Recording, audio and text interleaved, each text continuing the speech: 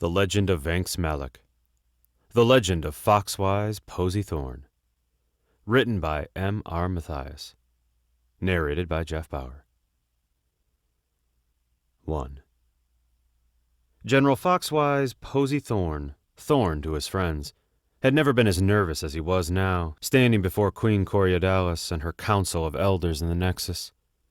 She was beautiful, and her huge lavender eyes sparkled with the same fractal sheen as her glassine wings. The cherry blossom scent of her breath and the vibrating tingle of the heart tree's magic had him shivering. Thorn was the elven delegate of the Pixie Queen's court, as well as the leader of her honor guard and general of defenses. He was around the queen often and somewhat used to all the pomp and ceremony, but the way this evening had unfolded, he knew he was about to be given a task of great importance. The glorious Pixie Queen had called him and 2 other elves into the field generated by the root clusters of the heart tree. Inside the shimmering energy of the Nexus, they could speak without the scores of sprites, brownies, gnomes, and skorks milling around in the great central cavern hearing them. Thorn was trying to read her expression, but he found his nervousness wouldn't allow him the concentration he needed. Then she started speaking, her musical voice full of great sadness and dire warning. Thorn, Bristle, and Barb, of all my ranks, you are my most loyal, my fiercest, and my sharpest of wit. She nodded at strawberry-haired Thorn, his lieutenant, stubble-headed Bristle, and the girlish blue-haired spellcaster Barb, who could tell you something about everything. You need not know why, other than this. The heart tree and the future of the Lure Forest Fae is at stake. The 3 of you must cross the ice falls and travel to a lake near where men dwell. There you will find 3 Tower Island. Thorn tried to concentrate, but the silky metallic flow of the Pixie Queen's hair threatened his ability to listen. Apparently she noticed this, for she placed her hand on his shoulder and squeezed him so hard that it hurt. Under the towers, there is a series of hidden tunnels and rooms. You must find them and follow them to Falrigan's hidey hole. There should be a small chest there with an assortment of valuable coins, gems, and artifacts. What do we need with those? Bristle asked. Thorn made to command the insubordinate elf, but the Pixie Queen smiled at the ornery oaf and dispelled the tension. We don't want those things, Bristle, she said as she looked deep into Thorn's eyes. We want Falrigan's shard. It is a milky crystal about the size and shape of a carrot.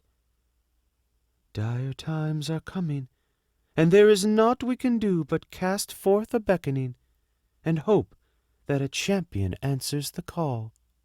I will be your champion, Thorn said proudly. Barb chuckled and earned a sneer from Thorn, but he didn't say a word. She was of the same rank as he, but of a different order. He would speak with her in private, though, that was certain. You are my champion, Thorn. That is why you will take this and lead these 2 to 3 Tower Island to retrieve the shard. She handed him a cloth-wrapped bundle that he immediately understood to be a sword. It was the glaive of Gladulus, also known as Witchbane, he saw when he let the wrapping fall away. He quickly buckled it around his waist and stood that much taller when he was done. Pardon, my queen, but why are you sending 3 and the glaive? Barb asked with deep intelligence twinkling in her bright blue eyes. Thorn only sensed the slightest bit of jealousy from her. Sounds like a simple task. Are there wards or guardians watching over our prize?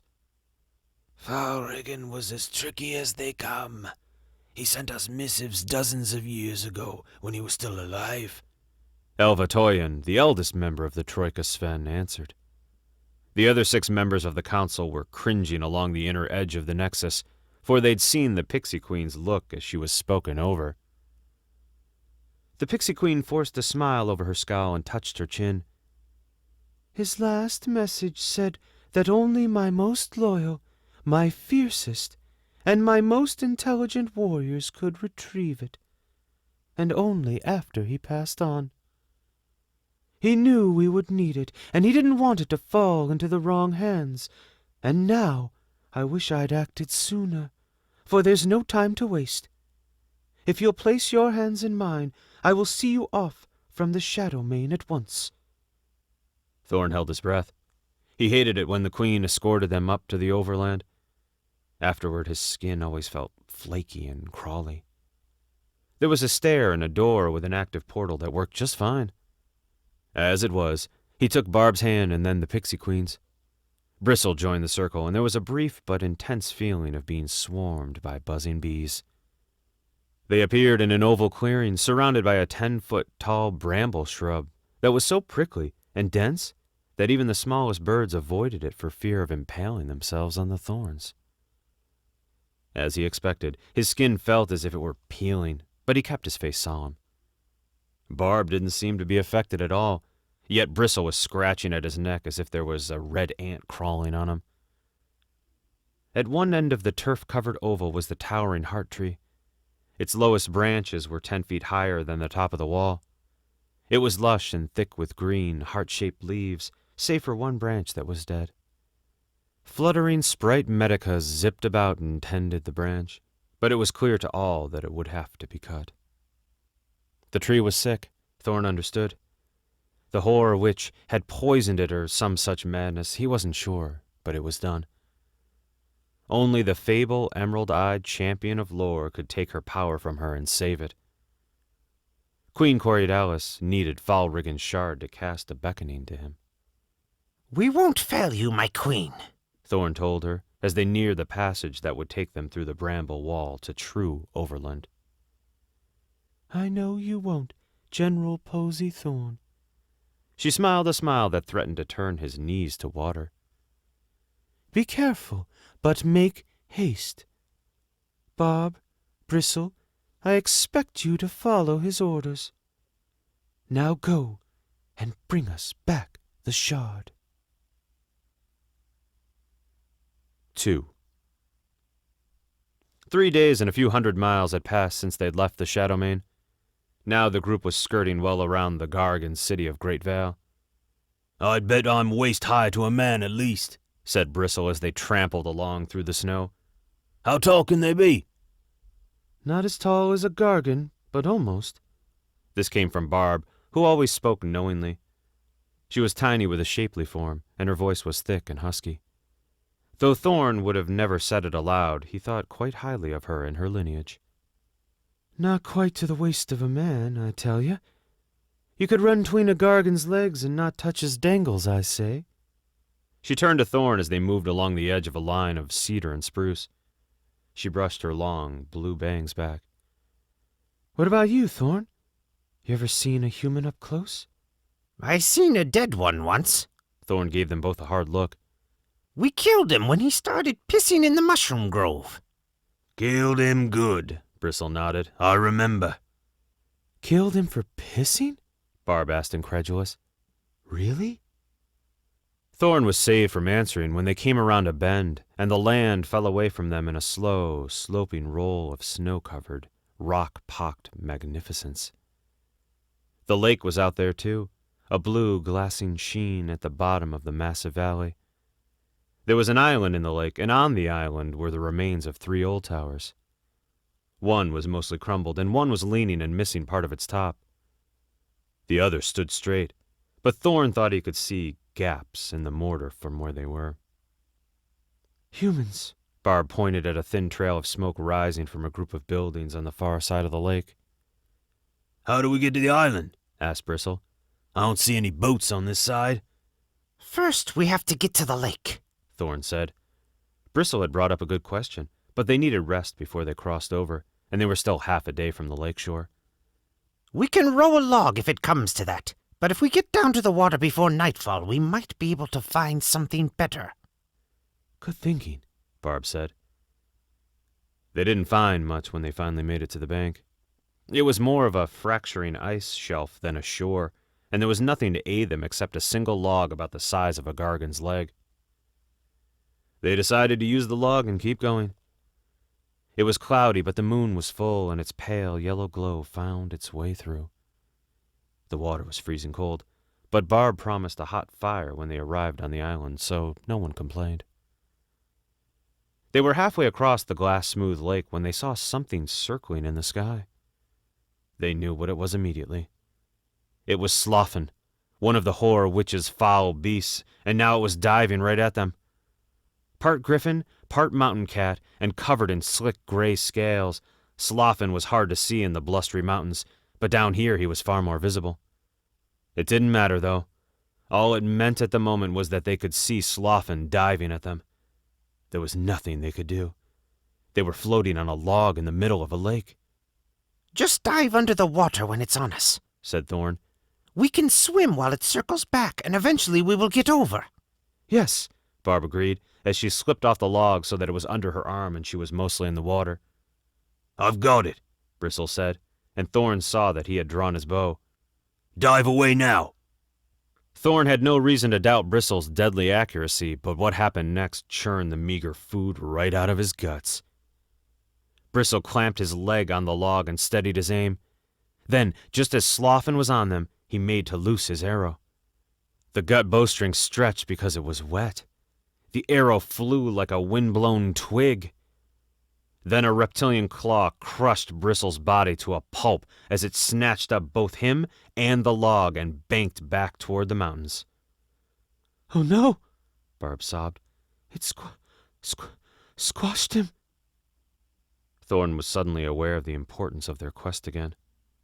Swim, he said, as he did the same. When they finally reached the shore, they barely had enough strength left to drag themselves off of the icy cold beach and into the shrubs. 3. Being elves, they needed no light to see, but Barb made a bit of arcane fire to help warm and dry them. Under a thick-leaved sticker bush, Thorn felt fairly well protected.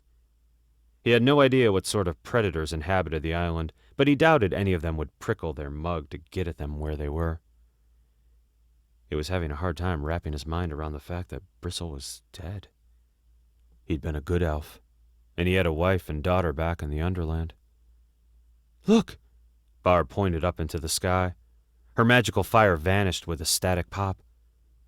Thorn saw Sloffen up there circling. The malformed griffin beast circled again and again, but eventually moved out of view. They took turns sleeping until the sun pinkened the sky. Then they started exploring the island. It wasn't pleasant for either of them.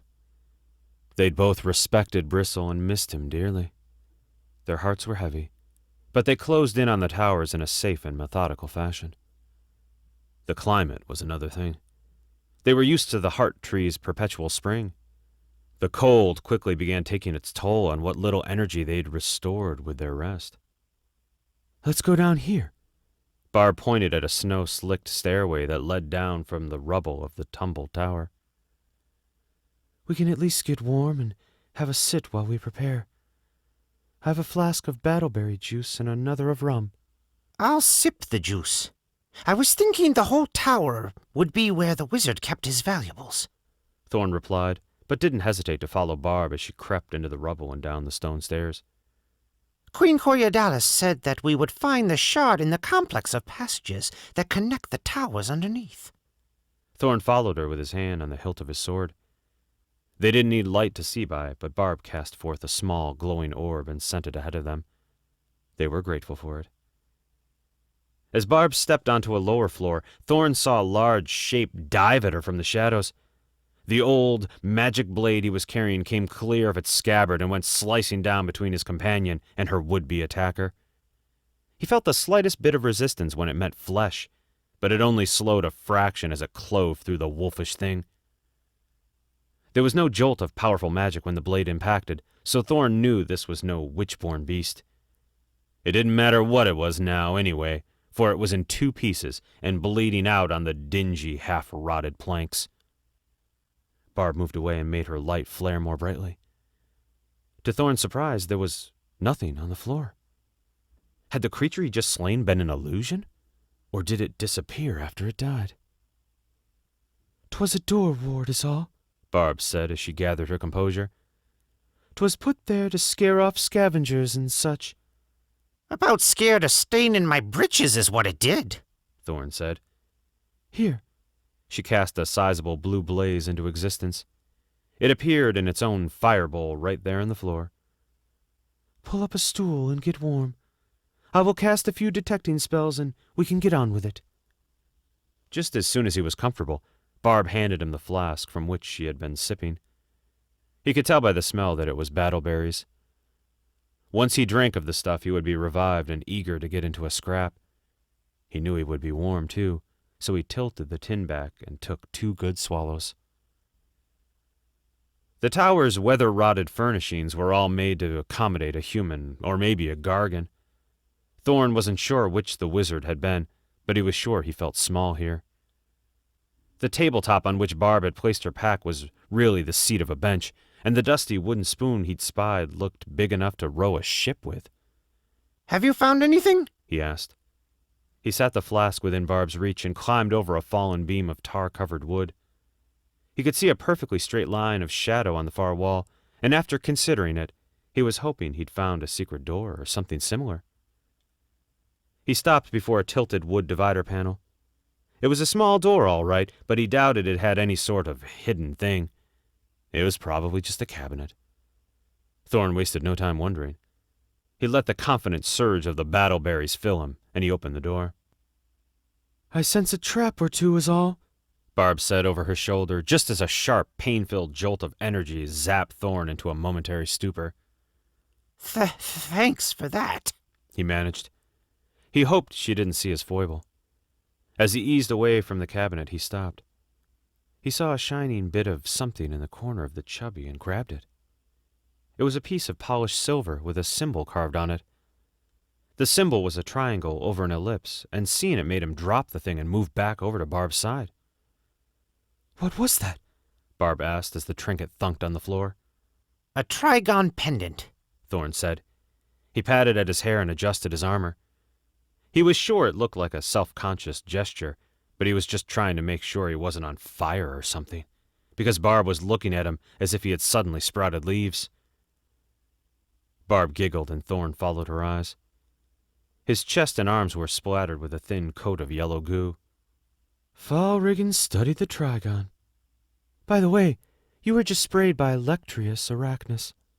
You should probably wipe that stuff off before it gets hard and ruins your gear. What? Lectris arcanus? A shock spider. She shook her head and helped him clean the sticky stuff from his leather armor. This isn't our tower, She spoke as she helped him. I think you were right. The 2 ruined towers were damaged long before the old wizard died, so he probably lived and worked in the whole one. I don't sense anything below us here, save for a cellar. Thorn found the flask and took another long pull from it. He handed it to Barb, who only nipped at the stuff before putting it away and repacking her gear. A moment later, she made their fire disappear and led them up and out into the cold again. They only made it 20 paces before Thorn stepped past and stopped her. Look! He pointed at some fresh tracks in the snow. Dire rats. We must have scared them from their holes. They don't usually brave the cold. They lead right to the entry of the whole tower. Thorn said. Maybe they'll try and surprise us. Let's go find out. Thorn nodded his agreement. The battleberries had his blood up and he was ready. Obviously Barb was too, for she was mouthing the words to a spell as she stalked ahead of him. 4. Dire rats were dog-sized, but not very formidable creatures. Thorn was aware that they could be a terrible foe if there were enough of them, though. Many a time he and his elves had been dispatched to get a rat out of one underland tunnel or another. The tracks he and Barb were following were left by 3 of the vermin, and Thorn was hoping they would get the chance to face them. He loved the feel of the glaive of Gladulus in his hands and the smell of fresh blood. He skipped ahead of Barb to open the door for her, but she caught his sleeve and stopped him. How did the rats close the door? She pointed down, and it was clear that the fresh rat prints led inside. Just then a sound of clanking dishes came to them. After that, there was nothing but silence. Thorn watched as Barb concentrated on a spell. She was beautiful, he'd already decided, fierce and smart, and then he was forced to channel his sudden ardor, lest the battleberries get something besides his blood up. Barb's eyes shot open in what Thorn thought might have been fear, and the door creaked open of its own accord before them. The elven mage cautiously pushed it the rest of the way and eased inside. Thorn followed her, drawing the glaive as he went. They both saw a flittering rat tail as the creature to which it was attached shot up the chimney. A disturbed saucer rolled and rolled on a table, as if that had been where the rat had been feeding when they startled it. The sound was nerve-wracking and went on, until finally it ceased in a frantic rattle.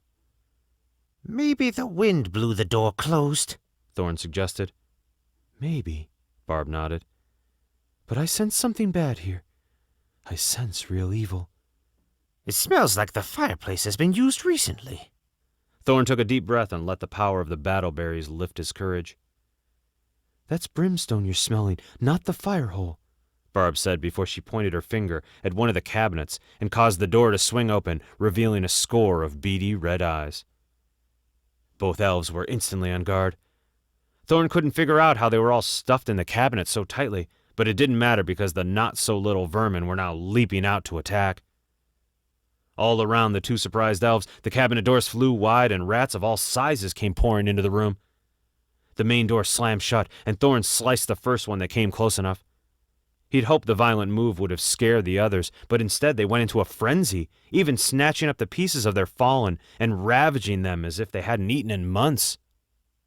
Barb cast forth a streak of yellow energy, and Thorn saw that the rats squinted and shied away from the brightness of it. When the magic connected with the cabinet on the far side of the room, a bloody, furry mess exploded outward, and the rats, which weren't torn apart in the blast, came charging over the others to get at them. It was all Thorn could do to step in front of Barb and stab the nearest of them as they came. "We gotta get out of here," Barb called over the squeaky, roaring noise. "There's just too many of them." Ah! Thorn replied as he stepped into the fray and used his decades of training to wield the magical blade. A stab here, then a twirl, and a hacking slice that split a couple of the smaller beasts in two. Then the battle lust was on him. He saw Barb standing slack-jawed as one of the larger rats leapt onto her back. But then he was forced to fight again as another wave of them closed their circle. Blood splattered Thorn's face, and his weapon was almost torn from his grasp when it didn't come completely free of his last victim. He saw Barb again. This time her expression was savage, and her face was bleeding. The sight of her gave him strength, and he yanked his blade loose and attacked with even more vigor than before. Another streaking flash of yellow energy shot across the room, and more rats exploded into bloody pulp. Before him, one of the largest rats he'd ever seen, a toothy bastard that was 3 feet tall at the shoulder, had set its beady eyes on him. This one was a real dire rat, and Thorn knew from experience that if they killed the dire rats, the others would lose their courage and flee. Just kill the big ones, He yelled as he lit into the one before him with a series of savage thrusts, spins, and hacks. He sank his blade into it but was tripped by some of the smaller rats as they got under his feet. In a matter of heartbeats, he was swarmed over so thickly that he couldn't even see anymore. One of the little buggers shoved its head in his mouth, and he felt them pushing into every opening his armor would allow them. He felt their teeth as they started taking tiny bites.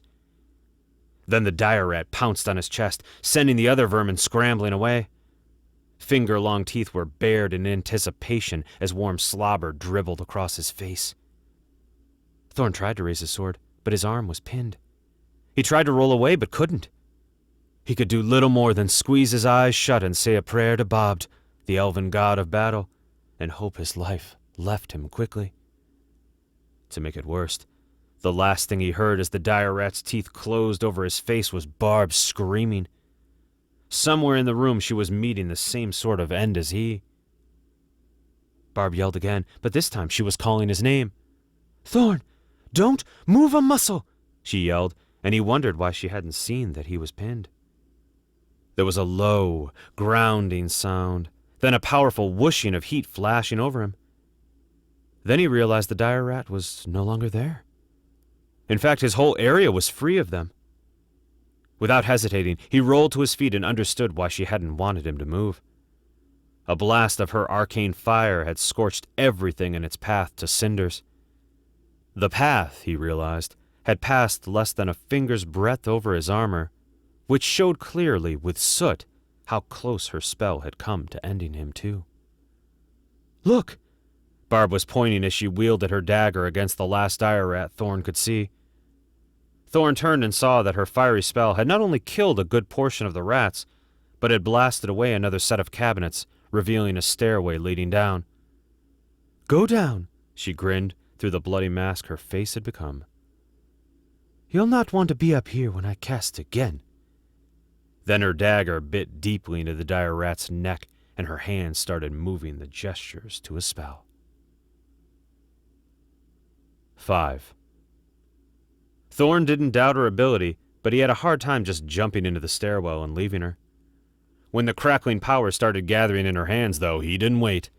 He took 3 strides and leapt headlong, only to crash into the far stone wall, fall to the landing, and start tumbling down the fancy stone-worked stair. Barb's shadow met her at the same wall, and a flash of orange and yellow blinded Thorn so that he didn't see her until she came rolling down and stopped right beside him. You alive? He asked. Barely. She sat up with a groan. I think we're closed in now. Looks like it, but at least the rats all seem to be up there. Thorn looked at the bites on his exposed skin. There were others that he couldn't see. They were far from debilitating, but left untended they would fester and eventually blacken his blood. He dug a cork-stopped vial out of his gear and stood before Barb. Let me tend to your face before we go any farther. The claw slice was thin, but had bled enough that her neck and the collar of her belted robe were saturated.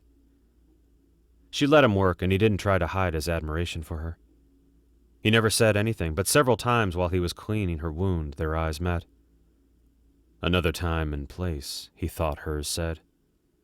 He had to agree. Even though he wanted her at that moment, the weight of their quest and the loss of Bristle wouldn't slip from the back of his mind. The way she shied away and batted her long lashes, though, told him she was indeed interested in pursuing the idea after they were home. This time Thorn only took a tiny sip of the juice. Then he unlaced his chest armor and removed his gauntlets so that he could apply the salve to himself. In the meantime, Barb searched the room with her magic and went straight to a cabinet similar to the one she just destroyed.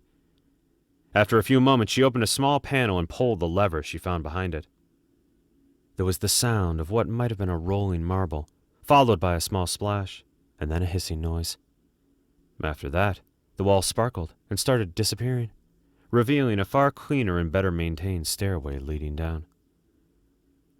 To Thorn's amazement, the torches ensconced on the walls came sputtering to life, and a slight yet noticeable breeze of fresh-smelling air passed across his barely covered torso.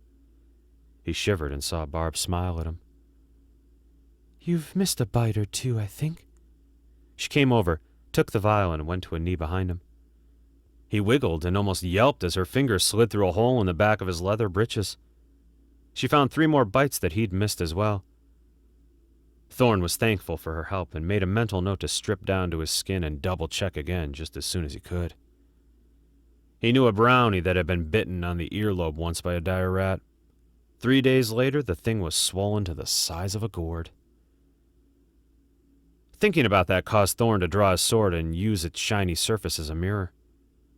Looking over his shoulder, he saw Barb shaking her head at him. What do you think I'm gonna do back here? She asked with a forced grin. I was thinking about that brownie who lost his ear to a rat bite a while back. They call him Water now. She nodded as she stood. Says what every time you speak to him. This time her giggle was a little more genuine. I didn't miss any of the bites, unless they're under your skivvies. If you feel obliged, take it all off and look. Thorn blushed despite the battleberry juice he'd been sipping. She gave him the salve and then took the flask of juice and downed its contents. After that, she helped Thorn back into his armor. All the while, his head was filled with a mixture of battle lust, embarrassment, and quite a bit of desire. But finally, it was time for them to move on, and Thorn took the lead, letting Barb advise him from behind. 6. I sensed a small area with quite a bit of magical protection cast around it. That is where we'll go first," said Barb. There's only one way to go at the moment. "There'll be a floor or a landing soon. I don't think we'll have to go much deeper." No sooner had the words finished leaving her mouth than Thorn was peeking around the wall of the curving stair to see what was in the room that opened off of the landing. She was wrong this time, though, for the stairway did continue down. Apparently that wasn't where they needed to go, because Barb stepped around him and walked right up to a table displaying several candles and a bookstand with an open volume sitting in it. The room was tiled and remarkably clean. The same type of ensconced torches flickered along the walls, and two paintings stood out from the rest of the ornate furnishings. One was of the ice falls, shining brightly under the sun. The other was of an old, bearded man in a wizard robe. Thorn could only guess that the crooked-nosed fellow was Foulriggin. Barb stood there still for a long enough time that Thorn grew alarmed and stepped over to see her face. She was in deep concentration. Not knowing what else to do, he sat on a stool and waited. Eventually, Barb started feeling around the table and the wall behind it, but nothing presented itself. The tip of her tongue was poking out of the side of her mouth, and she seemed oblivious to everything else around her. She got on her hands and knees and began feeling around the underside of the table, but eventually she huffed out in frustration and plopped her rear end on the floor. There's not a series of leaping stones set over a bottomless pit we have to cross, or a maze, or some foul guardian to fight? He sounded disappointed, even to himself. "I can't find the mechanism to open up our hidey hole, if that is even what I'm sensing." She swatted her hand backward and hit the table, and Thorn saw a few pages of the open text flip over. Did you look under the book? "Now I know why your mama named you Foxwise, Thorn. That has to be it." Barb stood excitedly, and indeed the lever they needed to push was there, mounted on the tabletop under the bookstand. This time the rolling marble sounded like it was as big as Thorn's head, and instead of a splash there was a deep, rock-on-rock thump. A section of the wall right where Barb had been searching only moments before slid down into the floor, revealing a cubbyhole containing a wooden chest and 3 glass vials. Barb inspected these by pulling the cork and taking a whiff. By the way her nose scrunched up, he knew he didn't want to smell them. She tucked one of the vials away in her robe, and then with an arcing red flare from her finger cut through the lock and opened the chest. From where he had moved up behind her, all Thorn could see was the yellow glow of gold reflecting the light around them. It didn't draw either of them all that much, for the elves of the Lure Forest had little use for gold, but it was beautiful. Barb turned suddenly, and Thorn felt a cold wave of nauseating bleakness waft over him. He turned too, and the power of the battleberries fled him, for there was Pwaka. Pwaka was only 2 feet tall, and he looked like a tadpole, or maybe a living turd, with flipper-like appendages. It had a round, apple-sized head and a toothy mouth that opened up far too wide. He could probably pose an immediately physical threat to them, but Thorn wasn't sure how. The little devil commanded legions upon legions of rats, and the rumor was that he owed the whore witch a few favors. Give that chest to me, A voice that grated inside their heads and was loud as thunder sounded. now! "There is your terrible foe." Barb heaved out a sigh and then darted past Thorn toward the stairs. Thorn started to follow, but Pwaka's menacing chuckle and the squeaking snarls of all the large dire rats coming down the stairs stopped him. Thorn wasn't sure what happened next. The stuff in the chest was clattering and ringing as it spilled all over the stairs and the rats. Pwaka made a whistling sound that was accompanied by a deep hum, and a pulse of dark devilry shot forth and slammed Barb violently into the wall. She hit the floor limply, and blood poured out of her mouth and ears. Then the battle rage consumed Thorn, and he started killing rats as swiftly as he could manage, with no regard for Pwaka whatsoever. To his great disappointment, he eventually collapsed in a heap of exhaustion amid the score of vermin he'd slain. The contents of the chest were gone, though. Besides the rat corpses, only Barb's limp form remained. Once he could control the heaving of his chest, he crawled to her side. She was breathing, he could tell, but her arms and legs were broken and swelling faster than he thought possible. "Go," she croaked, Here, swallows, 2 swallows. The vial she'd kept, along with a crystal shard a little bit bigger than Thorn's finger, fell out of her robe and clanked together on the tile floor. I'll not leave you. Thorn screamed at the ceiling and gnashed his teeth together. Yes, Barb hissed through a bubbling gurgle of blood, and then went still. It took a few long moments for Thorn to accept the fact that she was dead. His years of service as a soldier and then commander helped separate the pain of her loss from the moment. His duty was to get the shard back to Queen Coriodalis now, as fast as he could manage. He wasn't sure about taking 2 sips of the stuff, but he decided he would do so after he hauled Barb up and buried her deep in the snow, so they could come retrieve her later and bury her properly. He was so exhausted that he could only get her halfway up the stairs.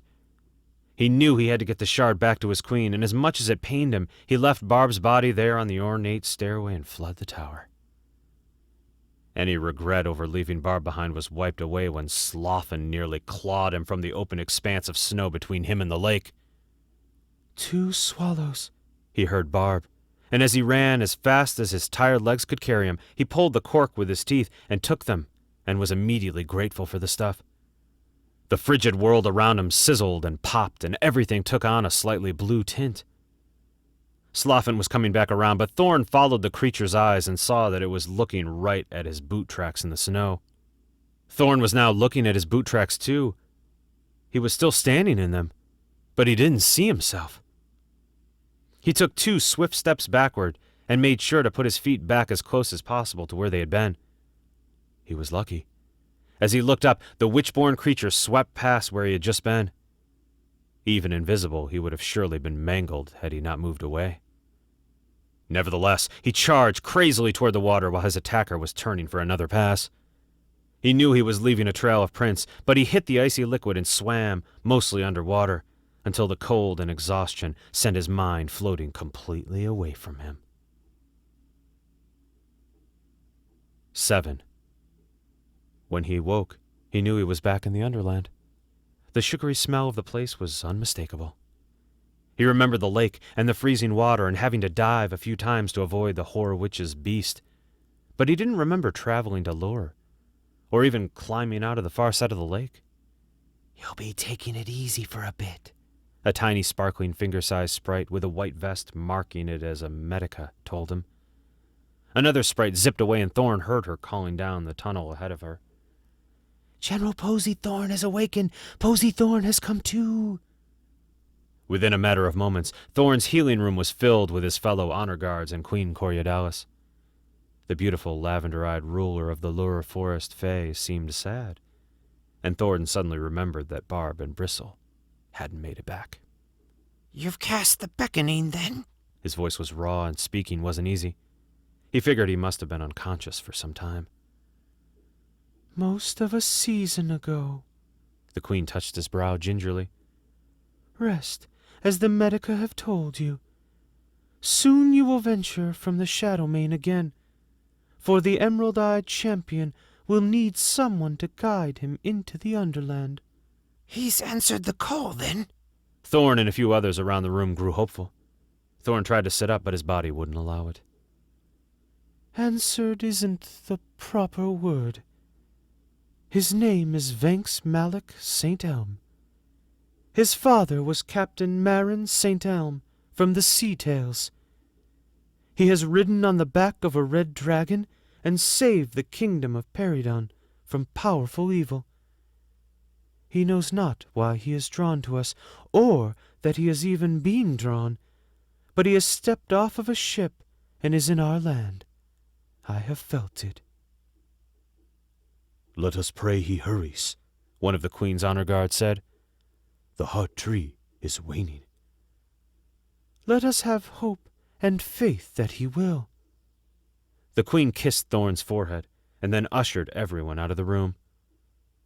Let us have hope and faith. This has been The Legend of Vanx Malic, The Legend of Foxwise Posey Thorn. Written by M.R. Mathias. Narrated by Jeff Bauer.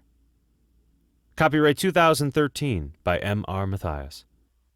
Production copyright 2016 by M.R. Mathias.